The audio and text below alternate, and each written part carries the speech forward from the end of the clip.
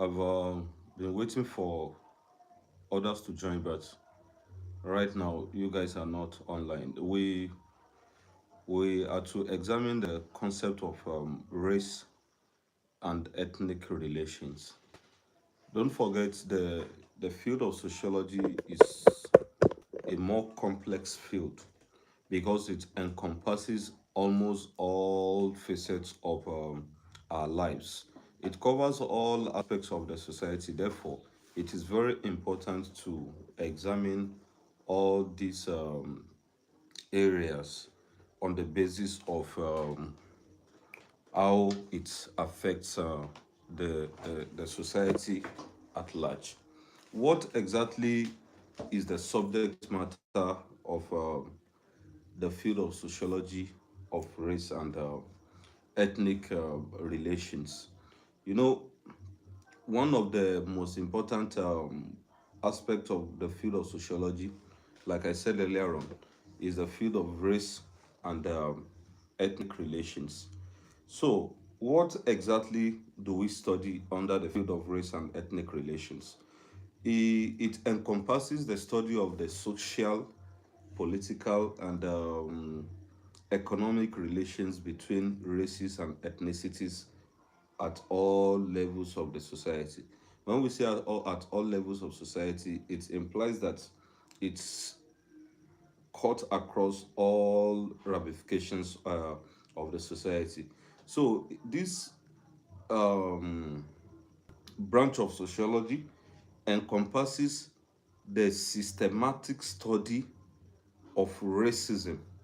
I'm sure most of us are very familiar with the concept of racism because over the years it has been a social problem in some parts of the world.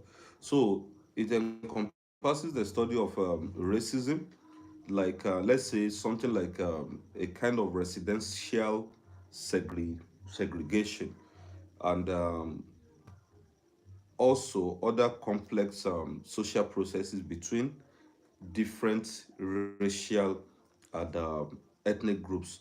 So it is also very crucial to understand the sociological analysis of race and ethnic relations because most times people interact with some kind of post-colonial theory and other areas of sociology such as social stratification and social psychology. So it is crucial that let me say it is important to know that the sociological study of race and ethnic relations examines the interplay. Please get this right. The field of sociology of race and ethnic relations examines the interface, you know,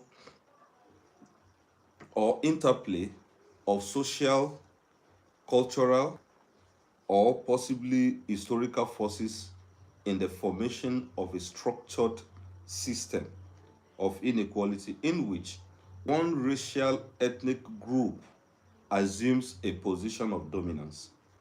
It is a kind of situation where, for example, when some of our people migrate to other places like Europe and America, we begin to hear them say people discriminate against them every time.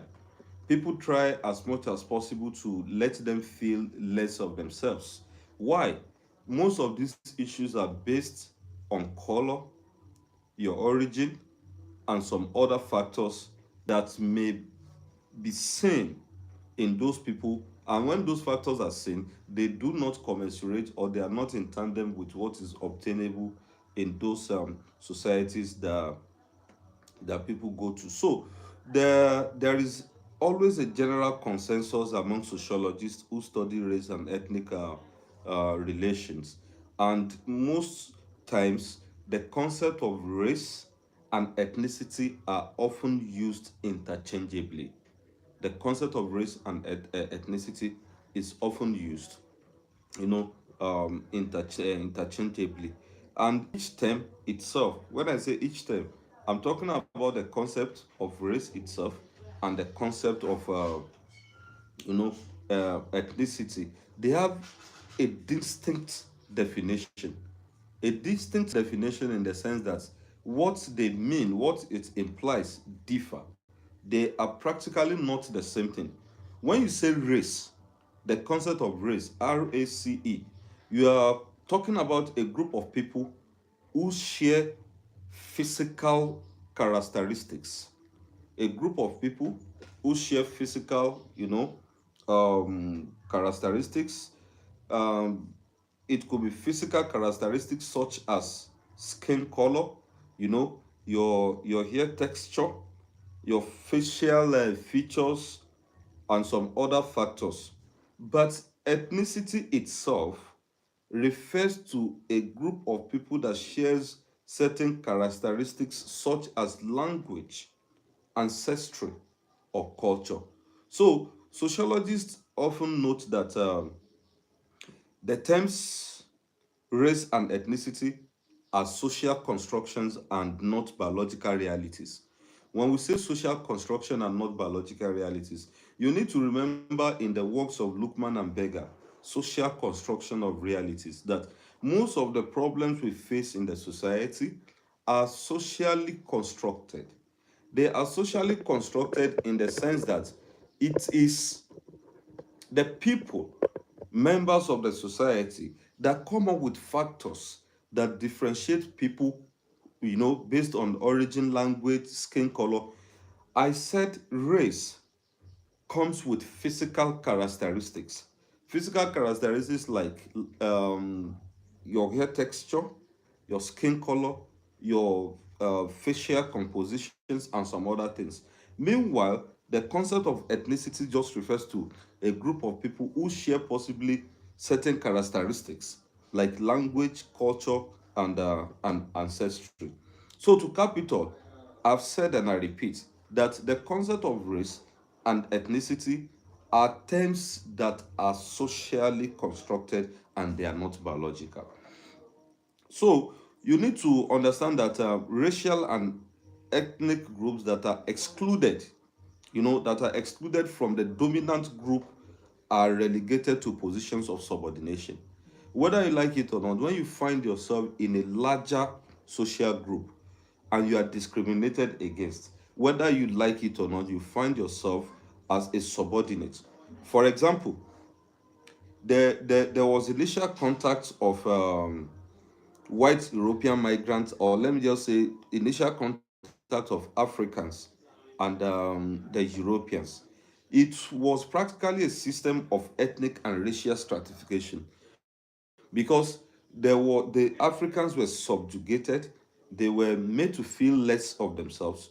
They weren't carried along in certain things, and that signified that Africans were subjugated in even in their own motherland.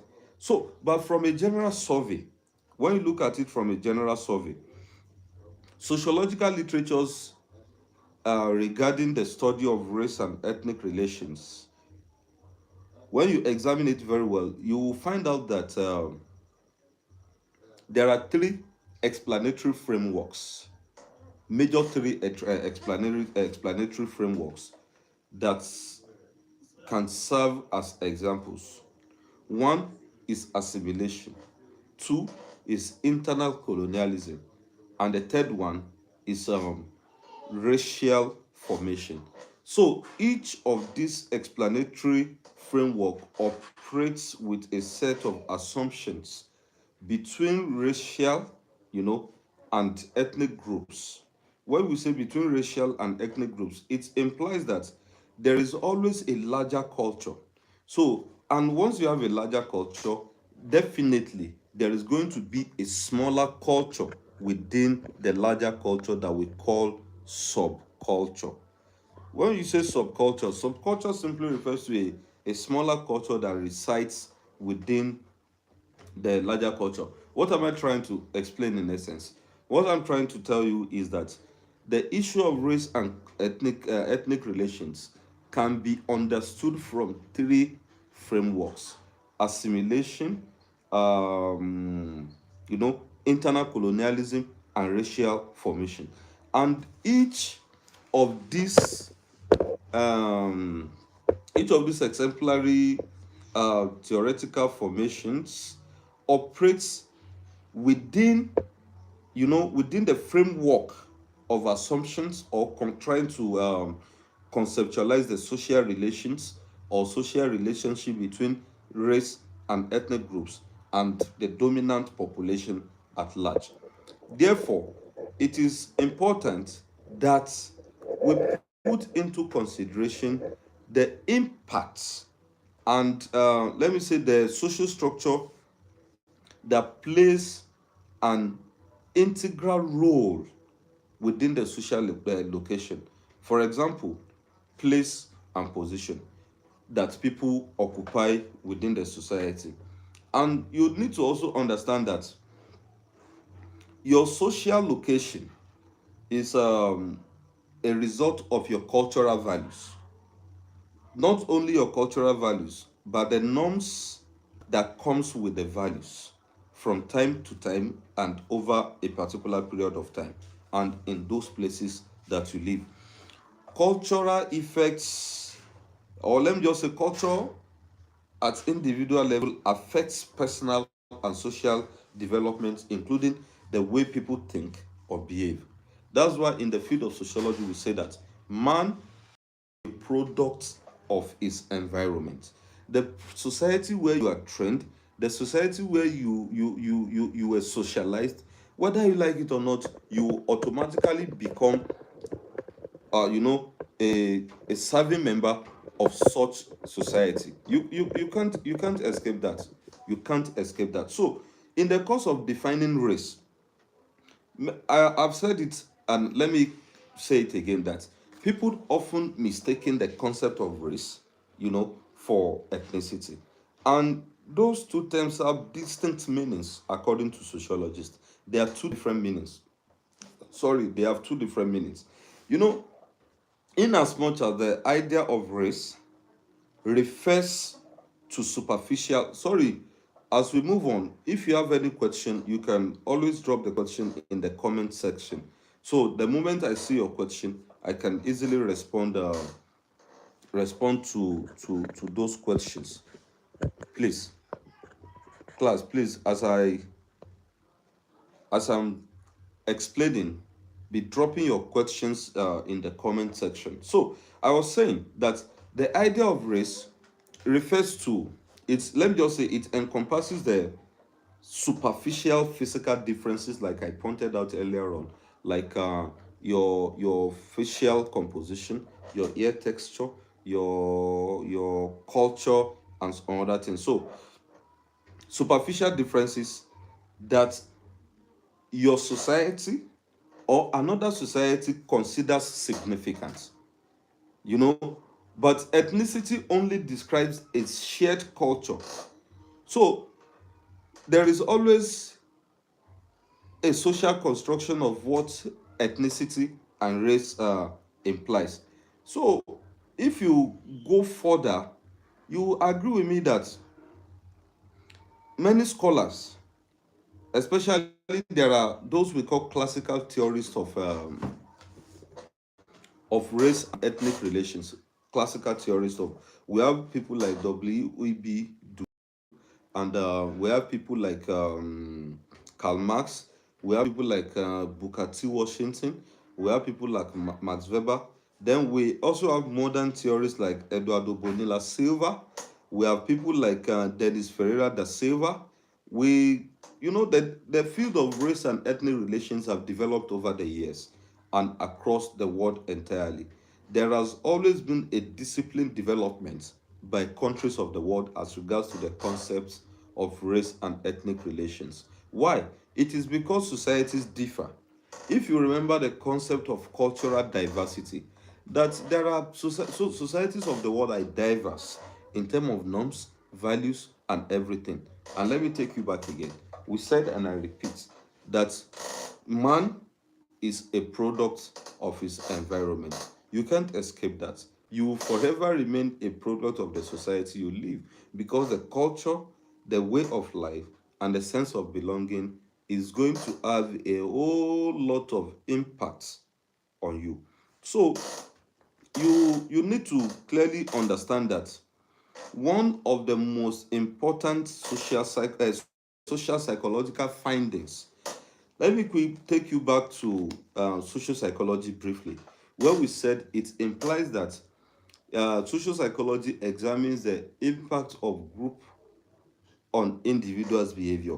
So, if you take, for example, social psychological findings concerning race and let me say concerning race relations, um, members of the society in most situations are stereotyped. They are stereotyped, and it's mostly an internal thing. So those who are stereotyped suffer a wide range of harmful consequences. When you're stereotyped in a particular society, you suffer a whole lot of what? A whole lot of consequences. Let's take, for instance, in a phenomenon called stereotype, or let's say in a phenomenon called stereotype threat, members of a particular racial and ethnic groups that are stereotyped as scoring poorly, let's say possibly in a test, will perform poorer on those tests if they are remembered of this stereotype. So therefore, the effects will be a very strong one, that even when you simply ask a test taker to state his or her race before taking the test, you find out that such will be a bubbling, situation. People will find it so difficult, to respond to certain things. There are several studies on the what we are doing is just a general overview of what the concept of race and ethnic relations has to do with. So there are several studies that have been carried out over the years, and one of such study is that is what we call audit studies. The audit study approach creates an artificial pool of people, you know, among whom there are no average differences by race. Please let me take this again. I said audit study approach creates an artificial pool of people among whom there are no average differences by race. Let's take, for example, groups of white and black persons, and they are matched on every category other than their race, and most times they are thoroughly trained to act as identical ways. But deep down, even if you take blacks and whites together to take a common course, everybody knows their race. Over the years, when blacks find themselves in classrooms, they are mostly segregated. They are mostly, how will I put it? They are mostly stereotyped, because even till now, those issues are still there.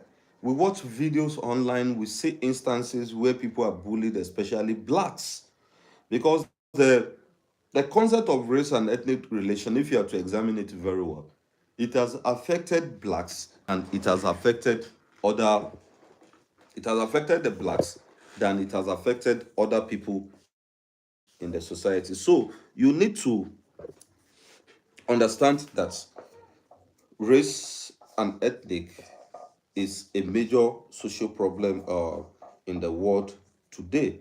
So when we go further, the best known audit study in sociology of race and ethnic relation is that of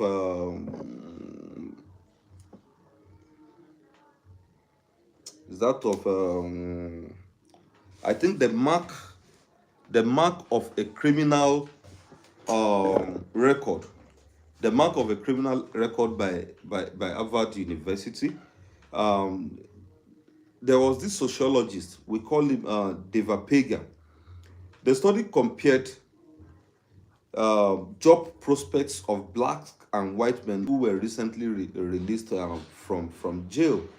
And the major finding, or let me say the key finding, is that blacks are significantly discriminated against when applying for service jobs. Until today, as a black migrant in Europe or America, the type of jobs you take are jobs that their people cannot do. Meanwhile, when you do those jobs, they do not look at it like you are doing them a favor. They look at it like they are helping you because you are from a continent that is not in any way better than theirs. Therefore, they feel they are giving you a better platform to have a quality existence. Moreover, when these findings from the key finding from Harvard University, the whites with criminal records have about the same prospect of getting an interview as blacks without one. It implies that even as a black person, if you have criminal records, there is still the certainty that you get job more than the blacks who do not have criminal record. Then there is another sociologist we call S. Michael Gaddis. What did he do? He examined the job prospects of black and white college graduates from elite private and high quality states higher education institutions. And that research also found out that blacks who graduate from elite schools, such as Harvard, have about same prospect of getting an interview as whites who graduate from a state school such as, let's say other state universities. What am I trying to say in essence? Harvard University is more or less an elite school. So even as a black, if you graduate from Harvard, there is still certainty that the white person that graduates from a smaller school will still have the certainty of living a better life, than yours. So it is very important we take into cognizance the concept of social change and resistance. In your sub 203, you were taught that the concept of social change encompasses the alteration, transformations, and modifications that occur within the social structure. And these things happen over time and over a particular period of time. Change will always exist when two opposites coexist. So, social movements are purposeful, especially if you remember very well the likes of Martin Luther King. They fought for the blacks because of this issue of race and ethnic relations. So social movements are purposeful, they are needed, and this is carried out by organized groups that strive to work towards a common goal. And sociology, let me say, as sociology students, your level and type of social movements may provide theoretical analysis, you know, of why and how social movements are needed for in the study of race and ethnic relations. Therefore, with regards to the study of race and ethnic relations, resistance is very important and contemporary concept that has both sociological and societal meanings and potential impacts are needed. So you have to understand identity shapes because identity shapes our perceptions and the way we categorize people. You know, our individual and collective views influence our thinking.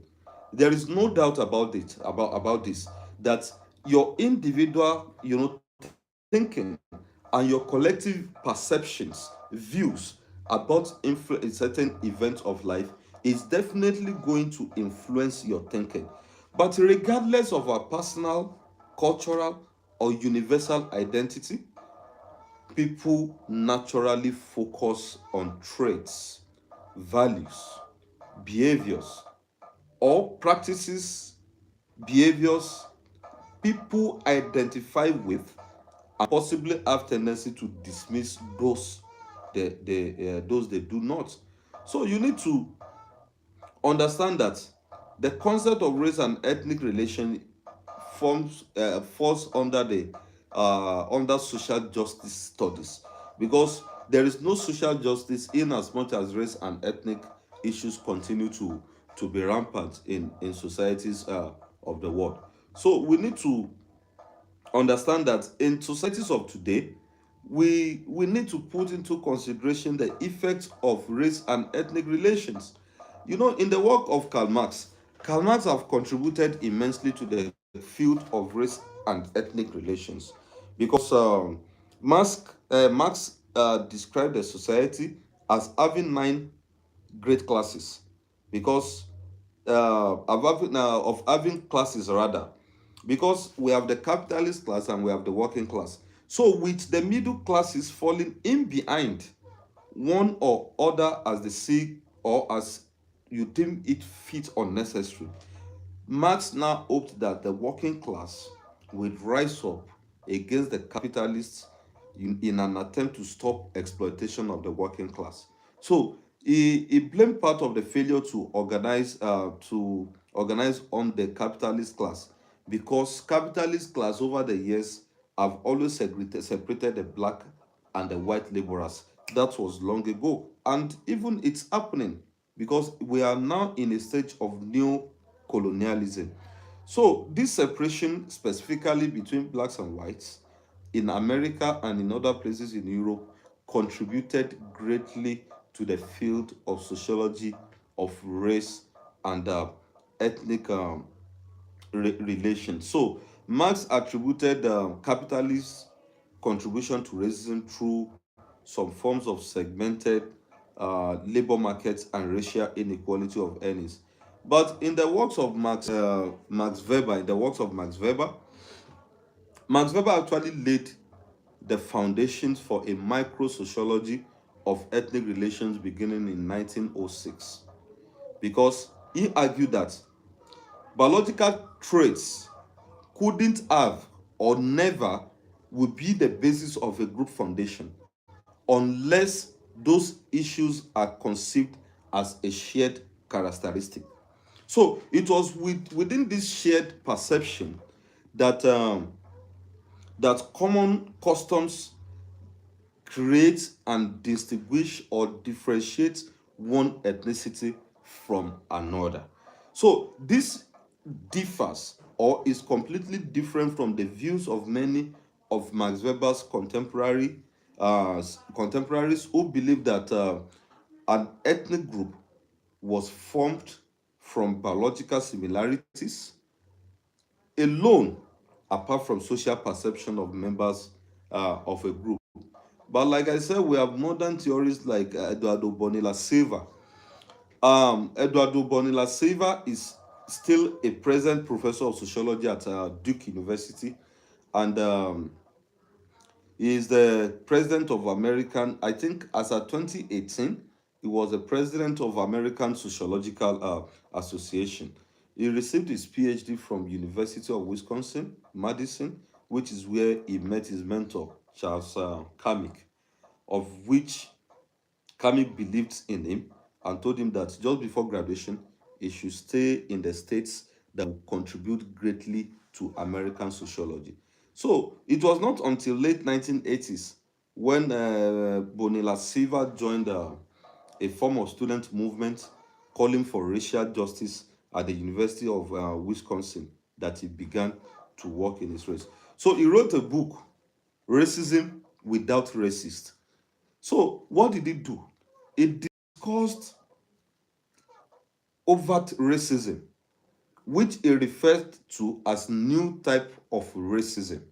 You know, he disguised and said under the cloak of legality in order to accomplish the same things. And he went further to discuss colorblind racism, which is, I think, very essential when people go off the basis that they have actually achieved. Let's say they have actually achieved equality and deny past and present discriminations. We also have people like Patricia Hill Collins, who uh, whose work focused on intersectionality. His own work focused on intersectionality, and what did he do? He did that by looking at issues through the lens of women of color. In her work, she wrote first. I repeat, she wrote and said first, we need new visions of what oppression is, and the new categories of analysis that are inclusive of race, class, gender as distinctive yet interlocking structures of oppression. So if you examine all these their work, you just agree that most of the things they do are issues that has to do with how we treat ourselves on the basis of ethnicity. So please, I haven't seen people ask questions. Does that mean there's no question? In the absence of question, I think we'll meet tomorrow physically to start the work proper. Please, I'm practically waiting for questions on the brief summary that we have done.